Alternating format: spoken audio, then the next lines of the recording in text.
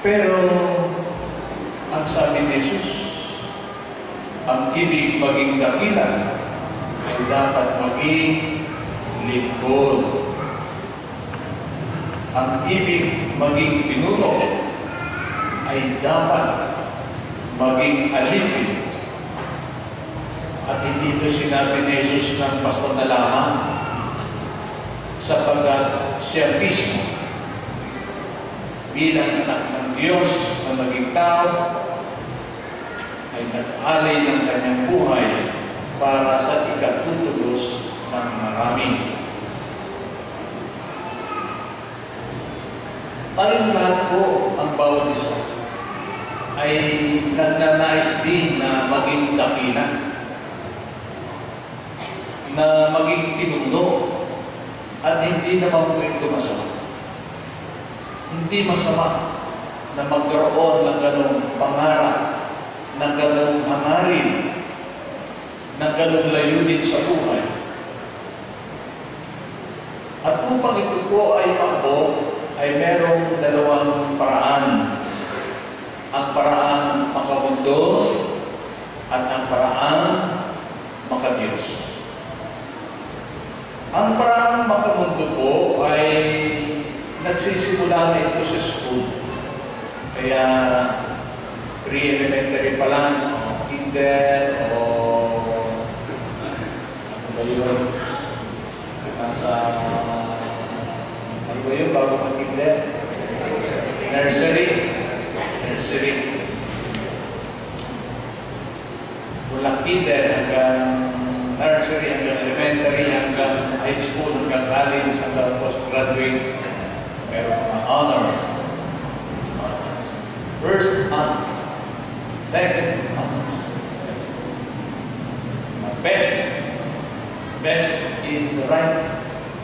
Best in music. Yung isang bata, nalagay ito din. Best in pre-elementary. Best in writing.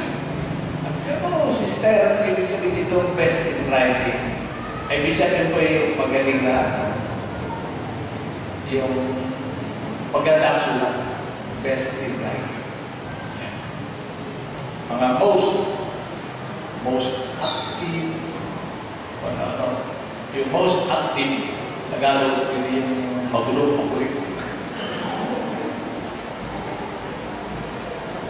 At kung ikaw naman ay wala kang most, wala kang honors, meron ka pa rin ibon. Ano yun? Perfect attendance. Kahit kay papagsak, basta huwag ka lamang na liliban, meron ka rin ibon. O kaya yung meron. Perfect. At kahit hindi ka perfect attendance, kahit wala kang most, kahit wala kang best, basta hindi ka lumipat ng school, meron kang loyalty award.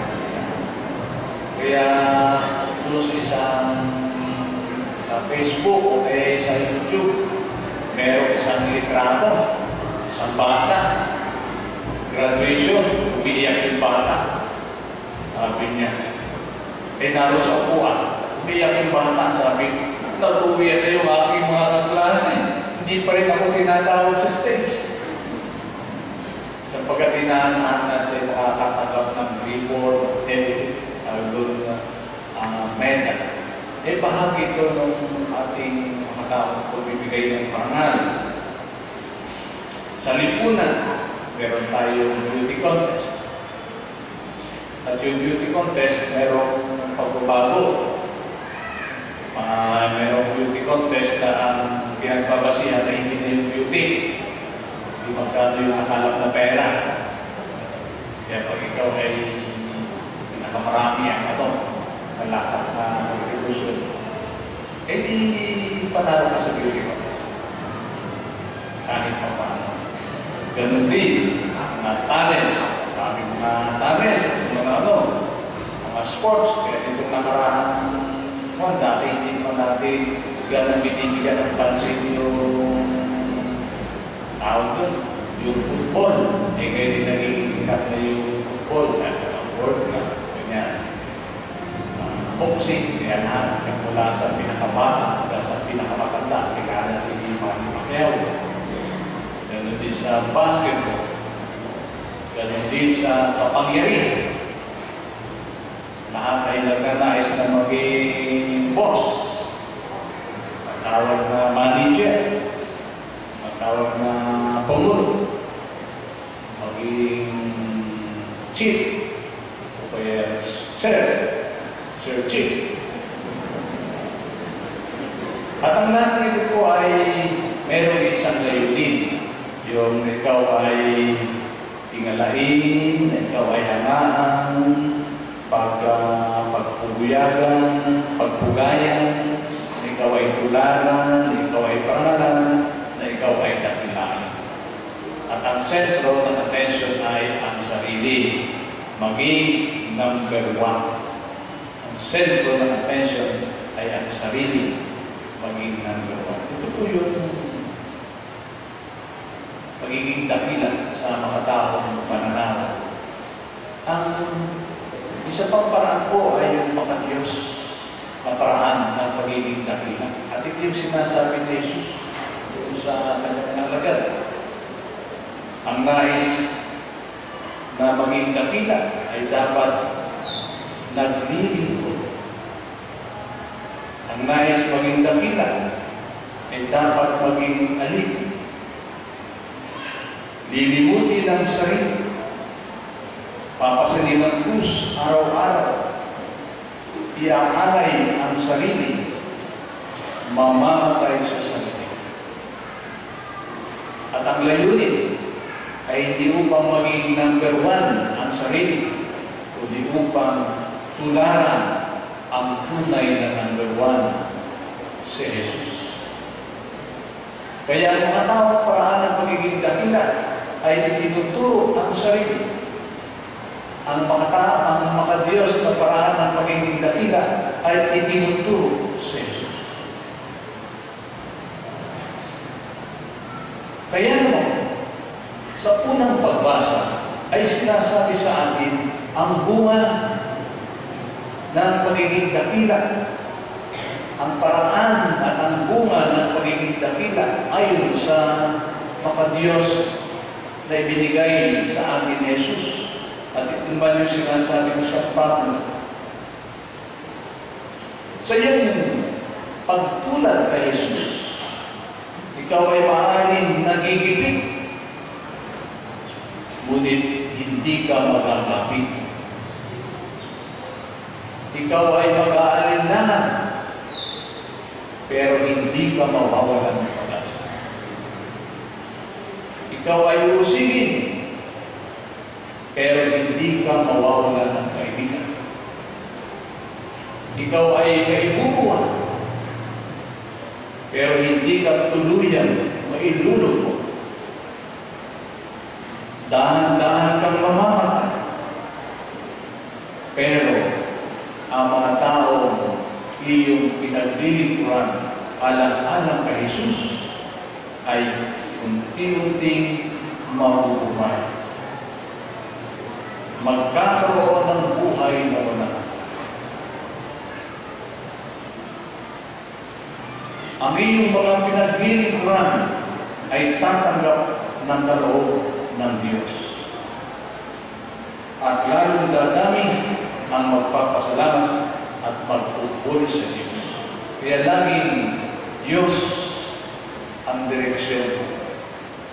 Maaring tayo ay makakaranas ng mga pagsubok na kung ano-ano, pero hindi ito ang katapusan lahat.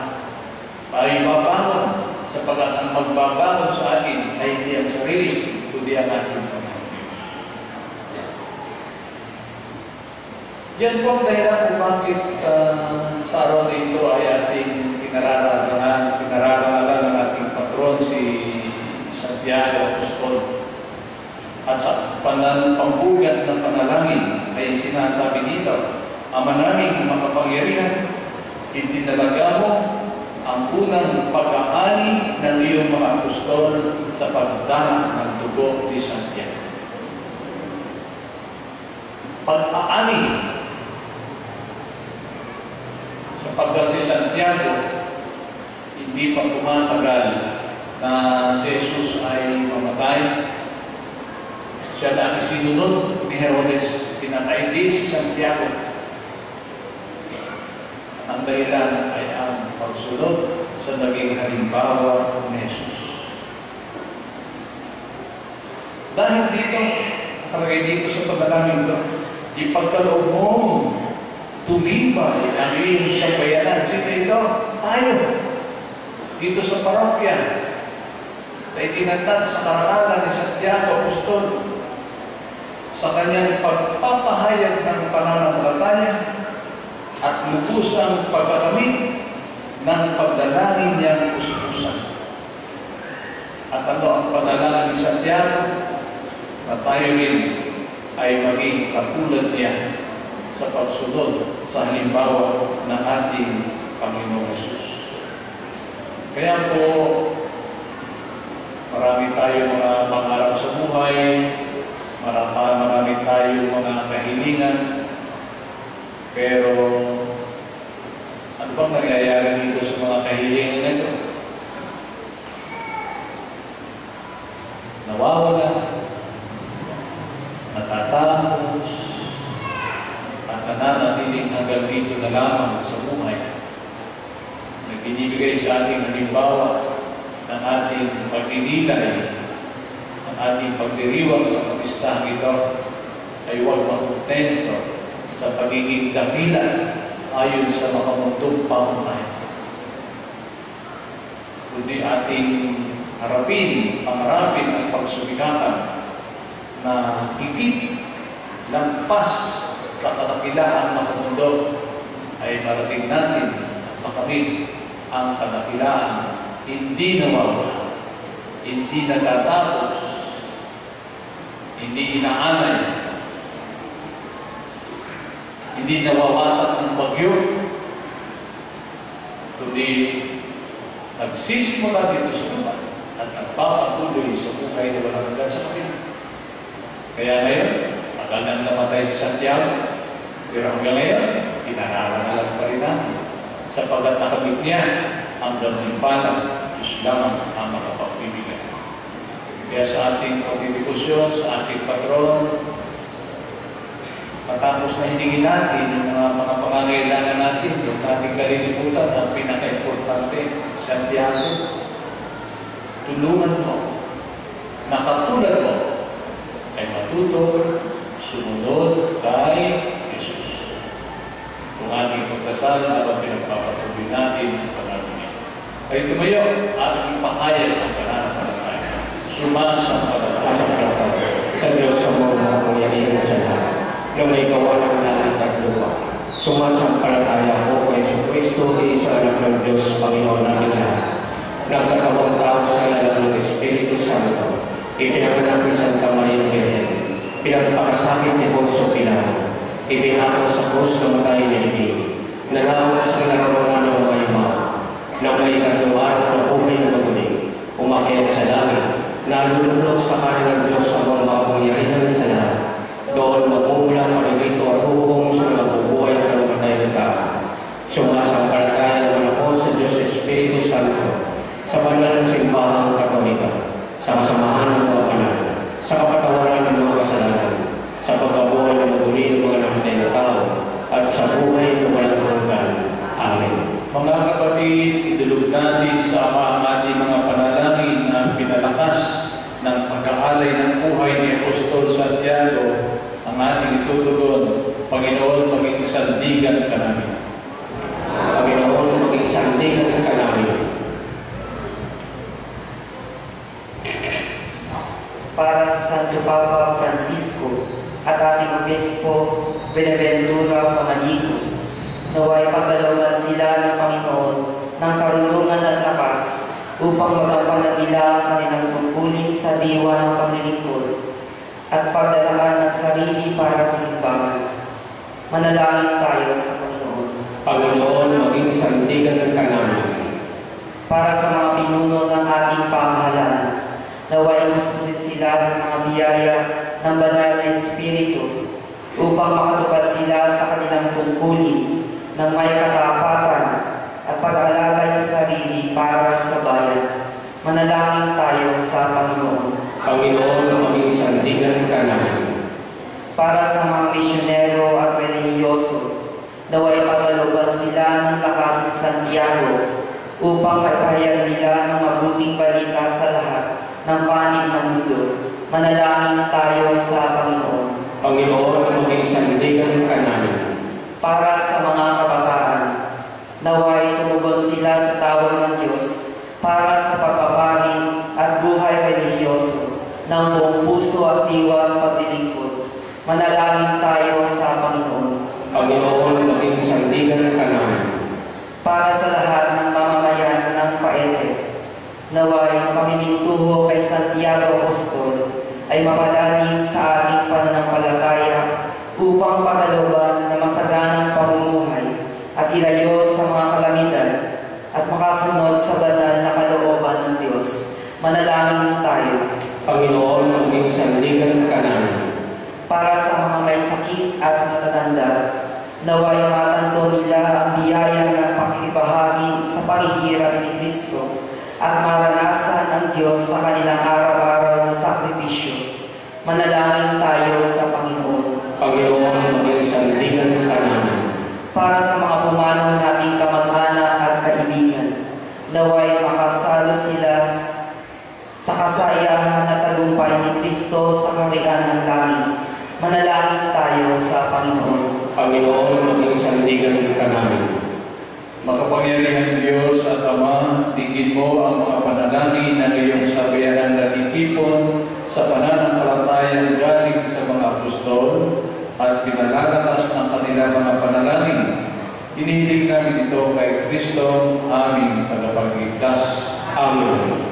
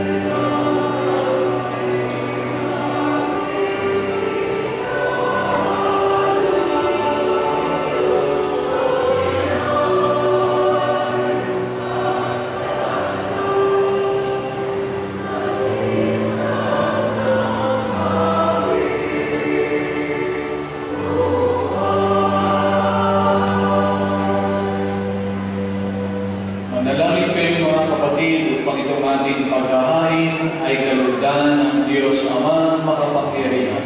Kagagawa ng Panginoon ang paghahain sa iyo ng Panginoon.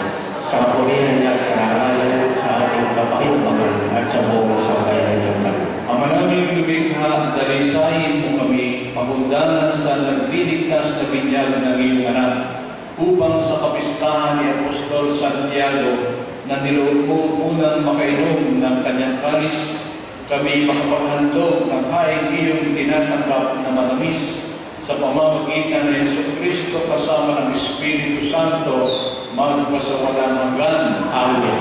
Sumainyo ang Panginoon At sumunod sa Diyos ang inyong puso at diwa. itinaas na namin sa Panginoon. Salamatan natin ang Panginoong ating Diyos.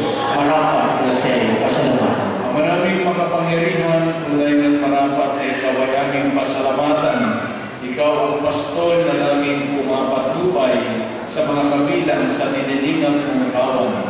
Ito ang ginanap sa pananagutan ng inyong mga anak at pastol ng tanan. Ang mga apostol ay kanyang mga katuwang sa pagiging pastol na patnubay ng sambayanan na ngayon tinarakila sa buong sanlibutan. Kaya kaysa ng mga anghel na nagsisiawit ng magpuri sa iyo na walang humpay sa kalangitan, kami nagbubunyi sa iyo kadakilaan.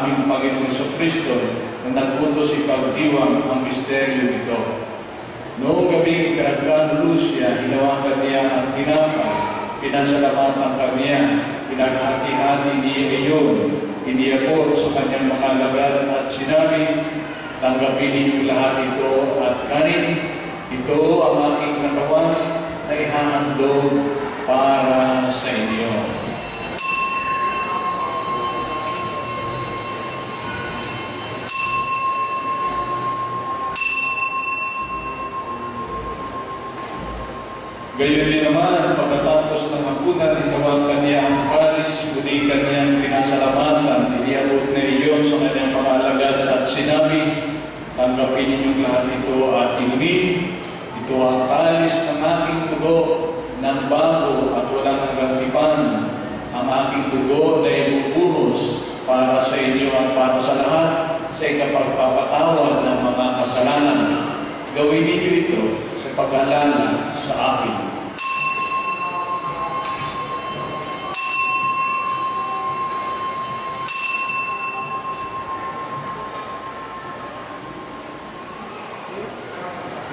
Ipagbunyi natin ang misteryo ng pananampalataya.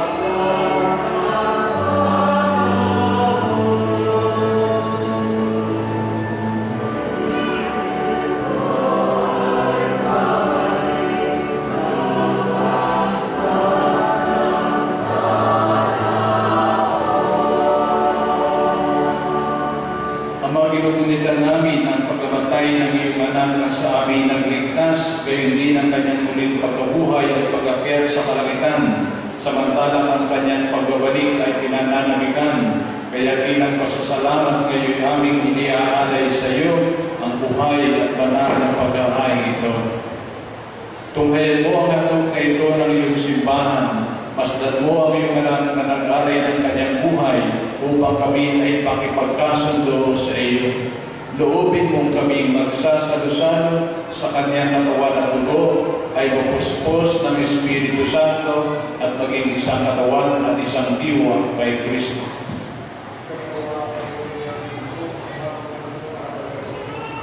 Tulungan nawa niya kaming magkamit ng iyong pamana. Kaisahan ng Diyos ang mahal na Birhen Maria, ni San Jose na kanyang esposo, kaisahan mga apostol, mga martir, ni Santiago, at kaisahan lahat ng mga banal na aming inaasahan lang na nakikiusap para sa aming kapakanan.